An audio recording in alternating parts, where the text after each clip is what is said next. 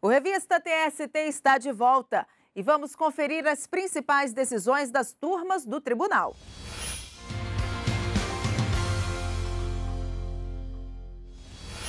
E eu começo com o julgamento da segunda turma.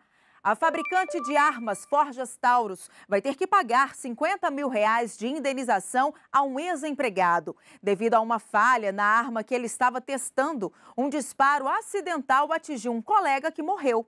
Afastado pelo INSS após o acidente, o empregado disse ter sofrido assédio moral ao tentar se readaptar ao trabalho e ser perseguido pela chefia. O juízo de primeiro e segundo grau havia negado a indenização, por entender que o assédio não teria sido suficientemente comprovado.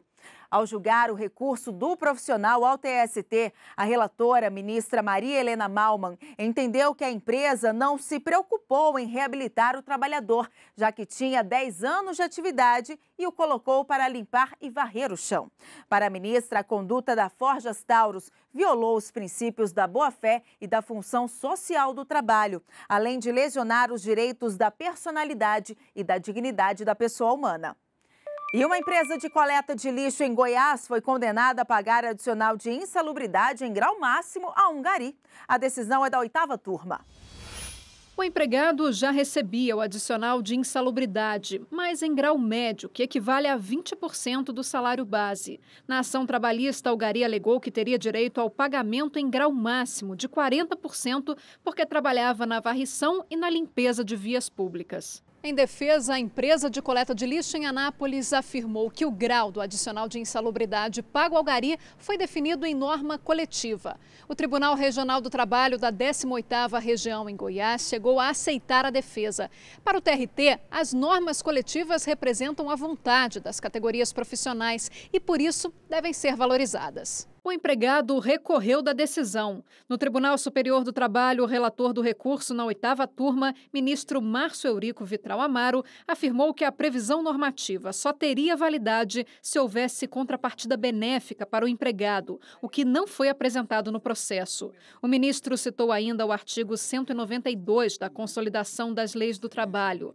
A CLT estabelece que o exercício de trabalho em condições insalubres, acima dos limites de tolerância estabelecidos pelo agora extinto Ministério do Trabalho, assegura a percepção de adicional em 40%, 20% e 10%, segundo a classificação de grau máximo, médio e mínimo. O ministro declarou que a norma busca resguardar as condições de saúde do empregado exposto aos riscos do trabalho realizado em condições insalubres. A decisão foi unânime.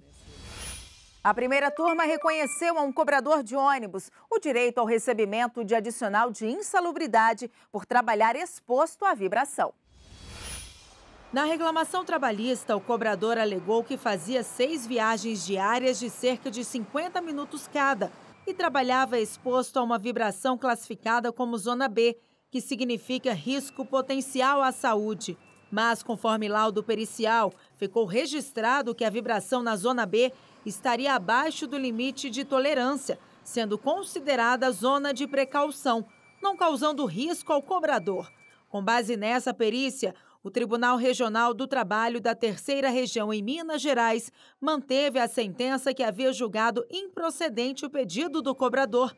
Para o regional, apenas acima da zona de precaução é que os riscos à saúde são prováveis, gerando o direito à insalubridade. O cobrador levou o caso ao Tribunal Superior do Trabalho. O relator do recurso na primeira turma, ministro Valmir Oliveira da Costa, disse que o TST tem jurisprudência firmada no sentido de que motorista de ônibus e cobrador expostos a vibrações com potencial risco à saúde, mesmo dentro da Zona B, têm direito ao adicional de insalubridade em grau médio no percentual de 20%, tendo como base de cálculo o salário mínimo. Para fundamentar o voto, o ministro apresentou decisões de diversas turmas e da seção 1 de dissídios individuais, responsável por uniformizar a jurisprudência trabalhista. A decisão foi unânime. E o Giro de Notícias encerra com o destaque da 6ª turma.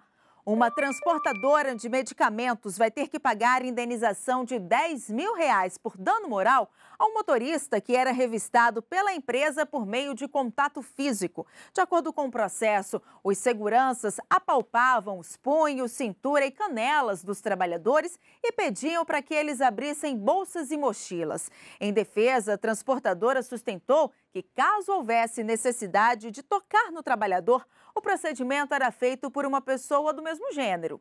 Ao julgar o recurso do profissional ao TST, a sexta turma assinalou que a SDI-1 uniformizou o entendimento de que a revista pessoal com contato físico caracteriza a afronta à intimidade, à dignidade e à honra do empregado.